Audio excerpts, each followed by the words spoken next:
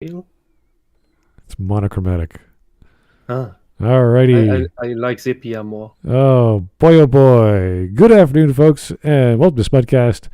This is number 261. The History of Mecha, Kill 'em All, Tomino. This is from Miracle. Is that the Sui? I'm trying to remember what that represents because he's got the Japanese character for I don't know what that is, so I can't pronounce it.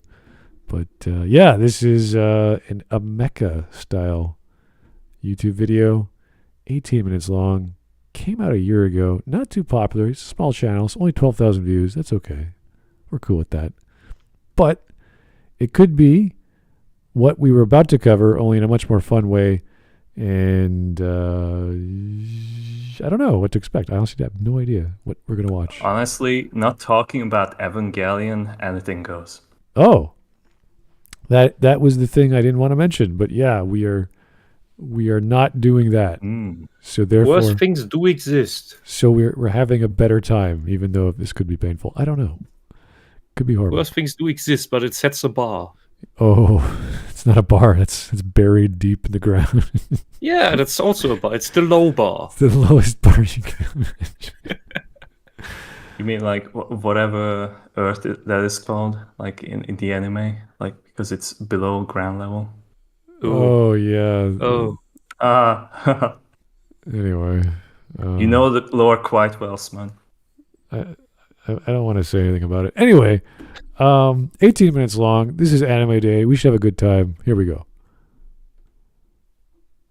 Yoshiyuki Tomino, the creator of Gundam, has had its stigma attached to him for almost his entire work history within the fandom. He's known as Kill 'em All Tomino, and there's a quote floating around with him saying, "If I didn't make anime, I'd be a serial killer," or something like that, which, I don't know, I just might not be able to find a source for it right now, but I've never really subscribed to this idea in the first place, that he's just some sort of murder hobo. And from what I can tell, neither did Tomino. Although he did say in a relatively recent interview, he used to put a lot of his frustrations in his work when he was younger. So, what is he talking about? And why are people calling him Kill 'em All Tomino? The first thing a lot of people think about when they're reminded of the stigma is probably the brutal movie ending of Ideon. It's one of those films that are showed to new fans without context, just to mess with them, right? Like End of Evangelion got to be later on. But when someone actually recommends the TV show, they usually insist that, while sometimes the quality isn't the best, it's well worth it by the end, which I agree with. Sometimes the anime is kind of rough, but nothing can really top Ideon in certain areas. Anno himself lists it as one of his favorite anime, despite its roughness in the middle. Oh no. He admits to. Even Tomino. Have you guys seen this show? No.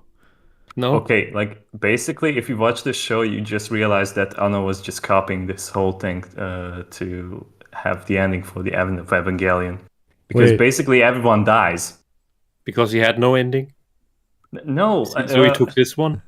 It exactly ends the same way. Like the TV show for Evangelion, it ran because like they ran out of time to animate like the final scenes. Or some bullshit like that. Like it exactly happened with Ideon. In the final like 3 or 4 episodes, they pulled the plug because of low ratings. But he made a movie to end the show. So basically, the show is just ending that everyone dies. So he stepped into the shoes of his idol. What? Yes. What do I do? Oh yeah, that thing I saw. I'll just do that. Well, Let's quite repeat the differently, bad. but basically the same ending. The story wasn't presented very good. Usually, this is used as kind of an indication to people that Tomino just got fed up and frustrated with the anime in some way, so he lashed out at his characters and made the obscenely brutal ending everyone knows it for. It was made right after Gundam, which was cancelled early despite all the love and care he obviously put into it. The original Gundam wouldn't get popular until many years later when he made the summary movie trilogy. Then Ideon was dropped as well, so the frustration would make sense. It was very highbrow sci-fi, so a lot of people just couldn't understand it at the time. But it spoke to Tomino's biggest personal reoccurring themes within his works. It's something you can tell he loved. But most of the Kill 'Em All mythos comes from the later movies, which were made well after the initial TV airing. Within the span of time, he made the Gundam movie adaptation, which actually gave him all the success he lacked with the original airing. Then he made Zabungle, a light-hearted gag Wild West mecha. Although to be fair, he worked mostly on the beginning and end of the show. For the middle, he started to work on the Ideon movies, and gave Zabungle to a bunch of his colleagues, which is why the show kinda lacks in those areas when those guys try to add a lot of drama like Gundam and Ideon. Now there are good, serious parts of Zabungle, but it's best when the seriousness gets so extreme you can't help but laugh at the absurd levels the characters go through for their motivations. That's the thing about Tomino, he's a goofball. So all that being said, this timeline doesn't really add up and point to a mad frustrated with the industry and seeking change through fire, like someone like a Yamakan, right? There's something else going on here. In this video, I'll be talking about the history of the Kill 'Em All Tomino mythos.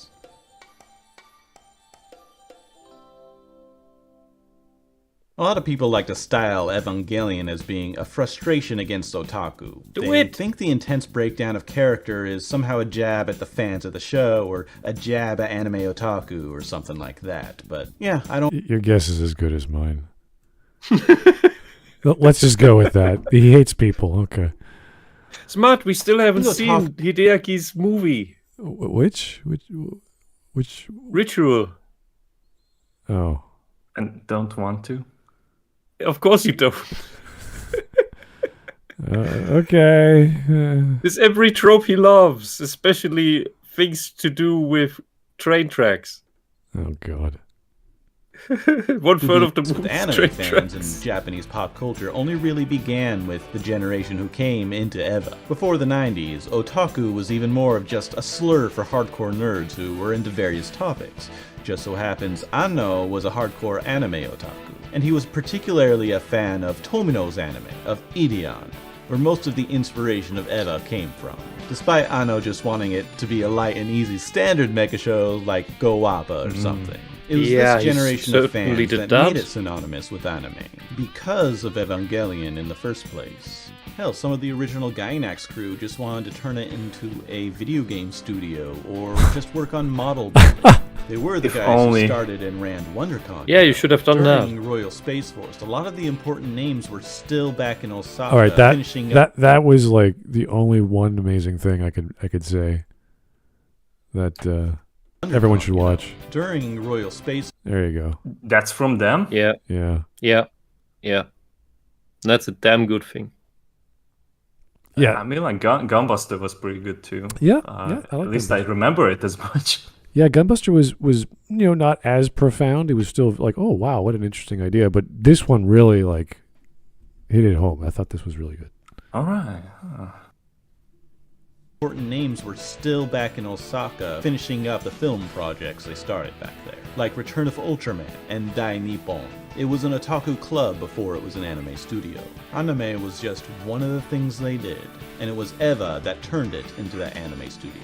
So this idea of Anno lashing out in personal vengeance against otaku, and EVA being this highbrow quote-unquote deconstruction of anime otaku, where Anno tells you to go take a bath and go outside. Was he just self-hating after he grew up? To say the least. 男は風呂に入らなくても死にはしないんです。 Interestingly, there's a similarity. Oh yeah, they made a movie about Anno. About his younger years. Oh no. How he became the monster that he is now.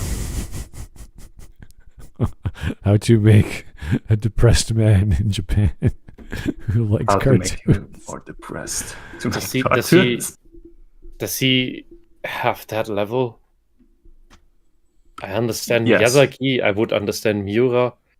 I'm Well, torn. He I'm is torn a on him. student of Miyazaki, so yes. Yeah, there's that. All right. I think I'm just after growing up, Buried the I'm house. torn on his quality. As a kid, it's amazing. Fans view Ideon, that the brutal things that happen in the end are a result of Tomino just lashing out against his audience, with a kind of personal revenge spectacle for the fans to enjoy laughing at as the body count keeps rising. But just like with EVA, this assertion misses the point. As a disclaimer, the following section will discuss spoilers for Space Runaway Ideon, so if you wish to watch it on your own without being spoiled, please skip ahead to this timestamp. Thanks, I'll see you fuck there. it. The most powerful GM. Ideon was a show about a group of scientists unearthing giant machines built aeons past on an alien planet, supposedly built by a civilization that seemed to be wiped out. After studying Autobots. it seems it runs off of an energy nobody can really understand. Over And the a course girl. of the show, Is this like what the current Transformers films are based on? Yes, like because like they do something that the mecha itself is separate into 3 parts, and they have to combine to make like this giant robot. So I think Transformers was probably inspired by this show, because at first I thought like it was inspired by Gundam, but this is much more closer to that. Oh. Because the mecha itself is sentient, but it is a mechanical object, but it still has its own consciousness.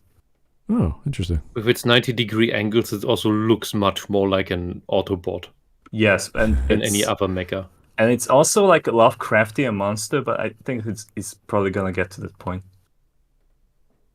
machines become a source for conflict between the scientists who found it and everyone else throughout space.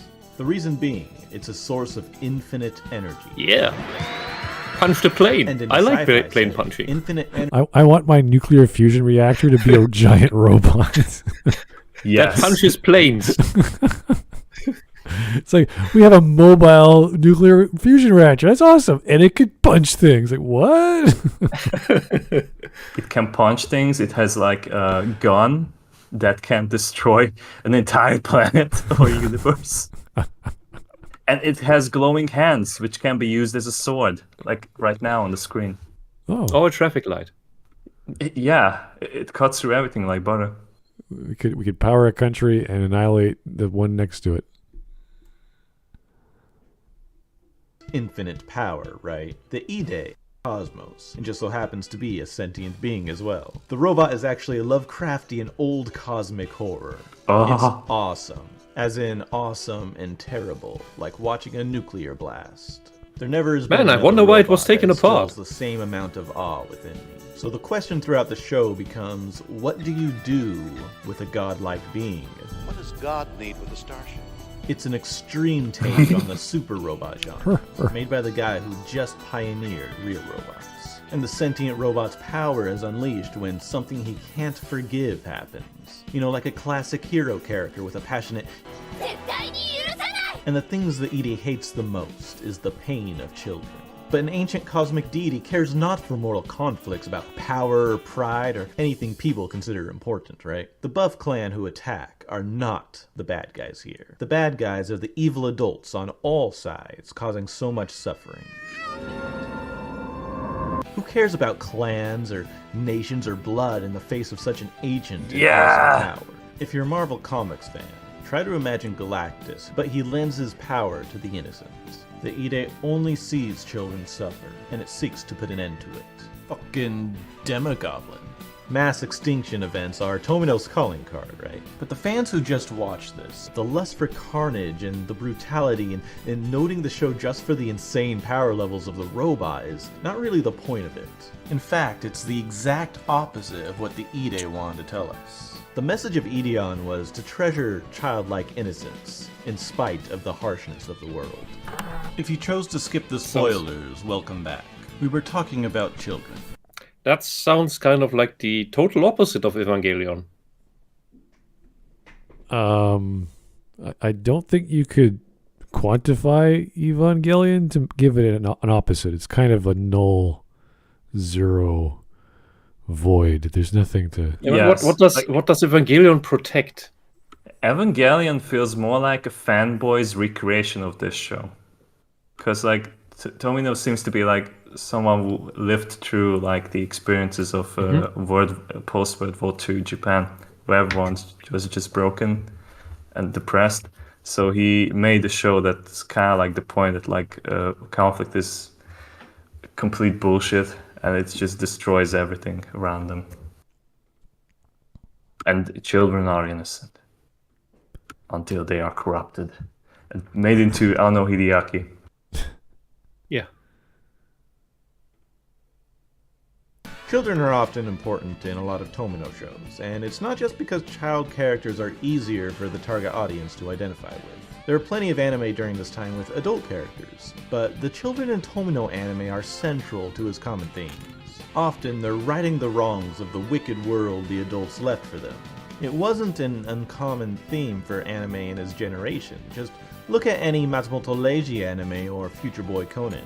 You have to understand Tomino was born in post-war Japan, so he got to see firsthand the shell-shocked, the bitter, the dejected adults of his time, living in a crushed Japan they helped create. Oh, so Hideaki Anno is already the downfall of anime. Yes. Cool. Are often children because they're the ones who can fight for the future. The often hot-blooded and brash street-fighting heroes of the time were so common because they have to destroy the Wait, did he just show a logo of Street Fighter Third Strike? Yes, and then because it said like for the future. Oh, and then we're like, what the hell? What is this? left behind. And it's been a common trope in anime ever since, even to this day. And Tomino's anime is the prime example of this trope. In his work, most of the adults are really awful to a really extreme degree. There's few who are kind. They create wars the children want no part in, but the hero has to fight regardless. And it's always a child's hot-blooded resolve that ends the conflict, which is supposed to usher in a new and better future for the world. I chose my people. What? chose to fund Why?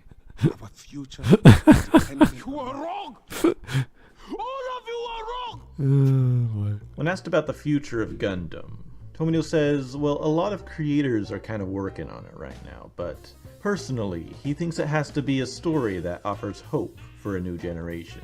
Quote, it has to be a story with a message like, don't despair about the near future. That's the theme it must have. End quote. Instead of despairing about the present, it always has to be about the future. But to bring this video back to the question of the history of Kill 'Em All Tomino, we have to look a little deeper than Ideon. It wasn't the first time brutal events happened in his shows, and it certainly wasn't the last. The anime he made after Ideon was Zabungle. In this, the heroes become desert pirates and slaughter entire civilizations in the name of revenge. They upset the world order maintained by people literally called the Innocent. And it sells this to you like Jiron is completely justified in doing this somehow. But it's important to note the loss of the world that was before. A simple and straightforward world that took care of them is now gone, and the kids who destroyed it have to now take care of themselves. In Gundam, which was made just before Ideon, half the human population is wiped out before the show even begins. And the kids kill a lot more before the war is over. They develop trauma and lose their innocence along the way to do what is necessary to create a new and better future. But another show that's often brought up for jump-starting Tomino's mecha career even before Gundam was Zanbot 3.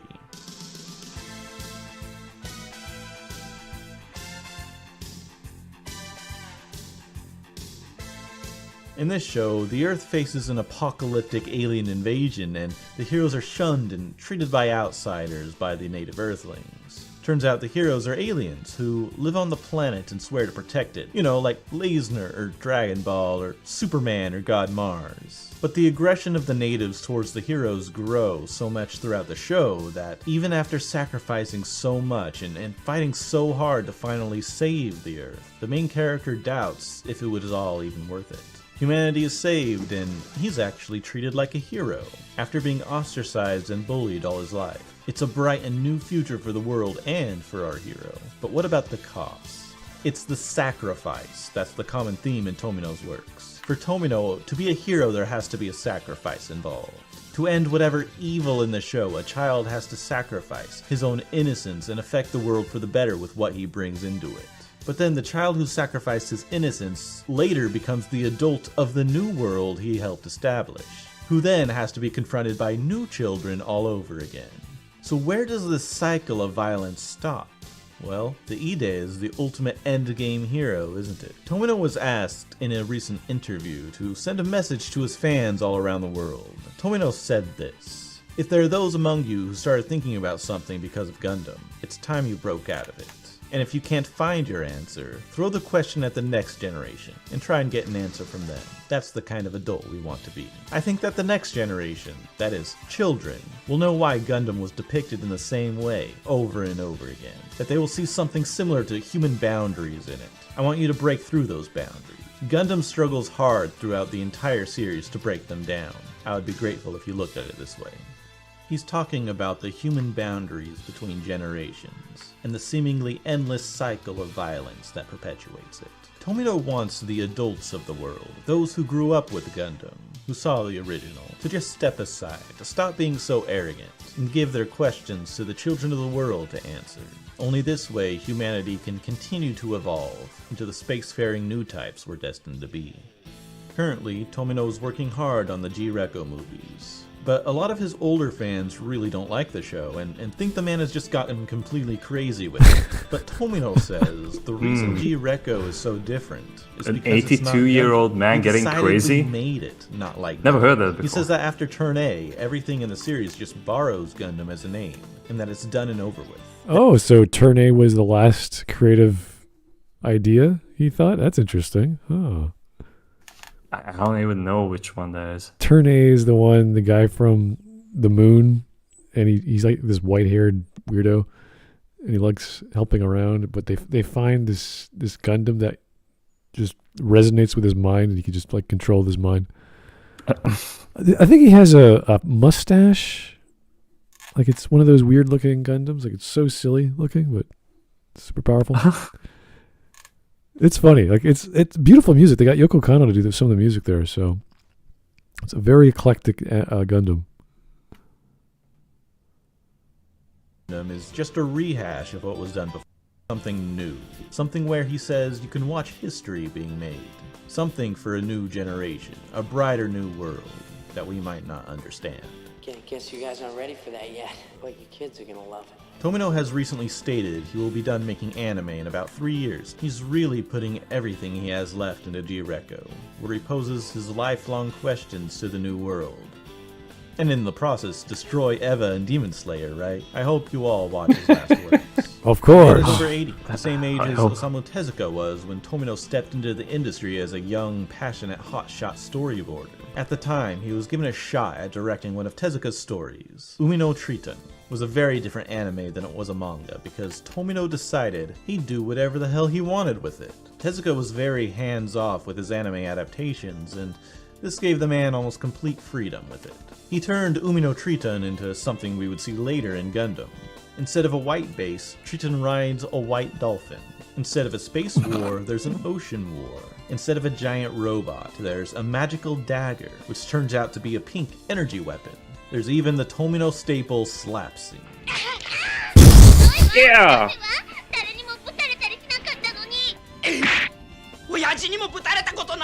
Triton was an orphan child that was raised by an old man in a fishing village.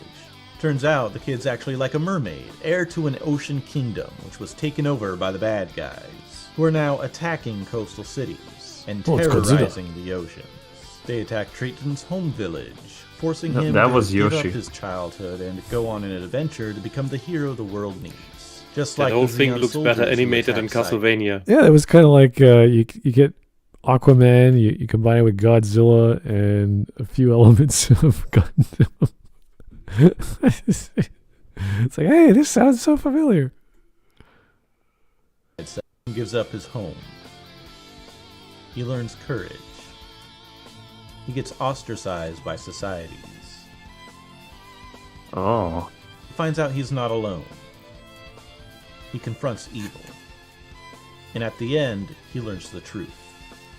Turns out Poseidon, the god of the oceans who he's been fighting this whole time, is actually just a machine built by Triton's own people to give them the energy they need to survive. But the society was corrupt and stuck in an old way, cut off from the civilized world above. They practiced human sacrifice to the Poseidon machine, which gave it the energy needed to bestow just like eternal abortion. life for the elders Wow. of Atlantis. It was a civilization of ancient people, worshipping a machine they created. But Triton's family wished to stop this, and created the Olehan dagger, which has the power to slay the god they created and end the wicked world of the past. That's why Poseidon sent out the monsters all around the world, to find and kill any living Triton descendant, and destroy the dagger, so they can continue to live forever in peace under the ocean floor. So Triton was unwillingly drafted into a war he didn't even understand, because of the choices of adults made before he was even born. This was the old order of things. Poseidon was god of the ocean, right? And it will do its job to maintain this order regardless of human life. And the only way for Triton to stop it is to destroy Poseidon and genocide a whole race of people, his own race of people. It's very much a trolley problem. Without even knowing, he sacrifices his innocence to end the wicked world of the past, and he ushers in a new and bright future for the world without monsters terrorizing the oceans. And human civilization evolves as a result, taking our next step in closer communication and understanding. It's the first step to being new types. This is where the legend and the legacy of Kill 'Em All Tomino would start. It was never about murder hoboing his frustrations onto his characters. It was an optimistic striving for the future by destroying the wicked world of the past. How Tomino describes Ideon is, quote, "It's a story where even though humans and aliens have been annihilated in a battle, there is still hope," unquote. Tomino did what he did in these anime because he wants to show us this personal philosophy of his time to extreme and hot-blooded degrees. Whether you think that's criminal behavior or not, that's how this guy is. He's an extreme man, and he wants the world to be better than when he came into it. This has been Miracle. Thanks for watching, new types, and thank you to my patrons. Next time I'll be talking about a currently popular show. But first, maybe something a little different. Take it easy, everyone. Whoa. Wow. That That was an interesting video. Yeah, it sounds like one man who has one story to tell. He's been telling it every single time, and he's still telling it. And this came out a year ago, so that means... What was that name of the thing he's currently working on? I don't know. Yeah. Yeah, but he tells it differently enough each time. You're right, yeah. It's obviously a different production, different quality. And this is what you do right with the hero's journey. We have a limited amount of stories to tell, so we need to clad them into new dresses. Yeah, it's kind of like with a Neil Gaiman who always has to refer to mythology for a premise or a setting. Like he's always... Yeah, no, but that is I'd say that is weaker. What that's different. That's the set dressing rather. Neil Gaiman always uses the same set dressing. Right. While Tomino tells a similar hero's journey with some similar beats. The beats that Neil Gaiman uses is chapter. We've heard that a couple times. Chapter for chapter, the same. Well, yeah, I'm trying to give the example of like a bingo card. Every writer does this, whether they're aware of it or not. That all their stories fragmented are pretty much elements of each other. The difference is Tomino tries to have us look at a philosophical problem. And I don't know what Gaiman is doing. He's just telling stories, but not necessarily with a purpose. Yeah, there's no exact... They happen and fizzle out. Yeah, the pattern and the ideology and the message are always different. The elements, the set pieces are always the same. Like there's always a scene at a bar. There's always some guy breaking up with a girl, or a girl breaking up with another girl, or whatever. It happens like in the third chapter, and then something else. Like there's a bingo card just for Neil Gaiman. So with this guy, he wants to like, I think of him like a flower arranger. Like everyone can make a flower arrangement, but his are always going to be a certain style, no matter what flowers he uses. So it's kind of like you'll know that that's a Picasso. You'll know that's a Tomino. You know that's a Gaiman. You'll like it just has that vibe of robots and philosophy and characters and like the slapping part, right? He's always gonna have a slapping scene. So like that's how I kind of see him, just as a classical author, but he's using animation, and he likes it. I mean, it's hard to do. Obviously, it takes a while. His whole life is doing animation, but he's still doing the same message regardless, which is cool. Always know it. You'll always know in Hideaki Anno. I guess. It's always train tracks. Oh yeah, okay. As always, Yeah, always. you have to. What do the train tracks mean? I don't know. There's also the train crossing. Then we have to stare at the train for 20 seconds because you got to figure out what that means. Ding ding ding ding ding ding ding ding. Do we have any memes? I don't think we do. Let's find out. Yeah. Oh, we do. Oh. How did that happen? March 18th. Okay. Average downer ending fan. Oh dear. Oh, my science. Everyone dies and the villain wins. Average happy ending enjoyer. The main character saves the world, gets the girl. Splendid. Trying to figure out what the one on the left is. But anyway. What do we got here? We got, is that his, no, that was the other one. That was the second last one he did. Whatever it was called. He went through about 3 of them very quickly, so I didn't know what they were focusing on. Oh, human children. We can use them as human bombs. Capture them. Holy shit. Beautiful. Where is that from? There's lots of creatures that I can enjoy killing. Oh boy. I want to guess this is from his stuff, but I have no idea. It's probably. Be careful what you call ugly in middle school. Yeah. It's those mass-produced mechas from Gundam. Yeah. And the ideal one, it looks exactly like that. Okay. My face when it's Mech Monday. Oh, that's good. I like that. Kinda, yeah. All right, the last one. Who even needs a BBC? The 0079 universe, Zeta, ZZ, Chars, there's Turn A. Okay, so after that, it's all, to him it was all the same. That's weird. Huh. Ditram 3, is that the one? Brave Radine, episodes 1 to 26. Wow, that's a lot. Triton of the Sea. Okay, that's his first one. So he did work on Turn A. That's cool. It's been a while since he's touched stuff. Yeah, he took like a long break because like at one point, like he said, like he just can't reinvent the wheel anymore. So that's why he's doing this Reconquista in G. Because That's like good. it's nothing like Gundam, according to him. Okay. Maybe he'll do a Hokusai and go on a journey to the west to learn a new style of art and storytelling. I don't think an 82-year-old man can do that, but I have no idea. Hokusai was 90 when he made the decision. It's possible. I'd love to see it, but it's that's a lot of work to do a classic anime. Of course. I don't know if By the way, Hokusai, he decided that on his birthday, but 2 weeks later he passed away. So, Oh. but you need to keep the ambition. Okay. Well, I mean, this is a pretty dedicated guy who really into animation and his style of storytelling. So that's pretty cool. I like the video. That was neat to learn about him. Yeah.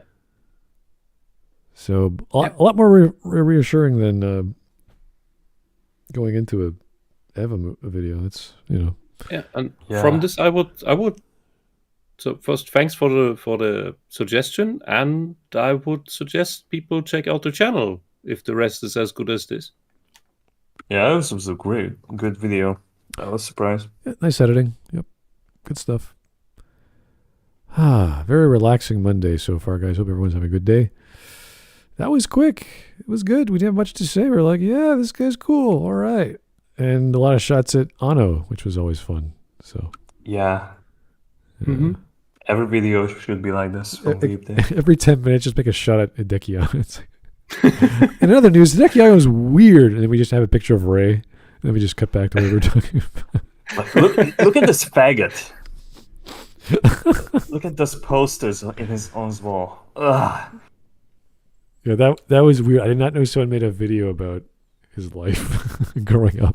They made a movie of his life. Why? I think that the movie is about the creation of Gainax, like the members. Yeah. Because it was like a big studio at the time. What it is today is like only a shadow of its former self. Yeah, if anyone's going to watch anything from Gainax aside from Fooly Cooly, I would recommend... not even that is belonging to them anymore. Oh. I think like they have sold off all of their major like licenses. Wow. Like Evangelion. When they started making those rebuild movies, like Anno decided to then make his own studio. But that was back in the mid-2000s, so a long time ago. The manga wasn't even finished then. Well, manga was like in the middle 2010s, I believe. If you guys could find it, Wings of Hanyamese is probably one of my top 5 animes. It's that good. And really, it's one of those things where you don't have to like anime, but you'll get what's going on. It's like, okay, like this is cool. Oh, that's nice. Yeah, the animation is not bad. It's not about the animation. It's about this profound idea. It's like their version. If Japan was part of the space race, like that's kind of what's going on, and they combine it with war. It's like, oh, this is great. This is so good. So it's a really cool movie, and is it action packed? Not really. I don't think it's gonna get you out of your seats, but there is some action in it, and it's a great story. So anyway, thanks guys. That was Anime Monday. Less than 40 minutes. Always nice. Now I have more time to exercise and relax and do other things and talk to more clients. And God knows what else you guys do on a Monday, but hey, keep busy. And playing Warcraft 2 online. Ooh, that's a classic. Yeah. Yes. Good stuff. Okay. I started playing Dungeon Keeper today. Ooh, that's a classic too. Jeez. Lots of good games out there. And I'm almost done playing Unicorn Overlord. So what a beautifully done Ogre Battle inspired 3 houses styled war game with amazing artwork. So yeah. Sometimes I just play the games because of the gameplay and the artwork. Forget the story. Yeah, I understand that. All right. Thank you, guys. Have yourself a great Monday. We'll talk to you soon. Bye-bye.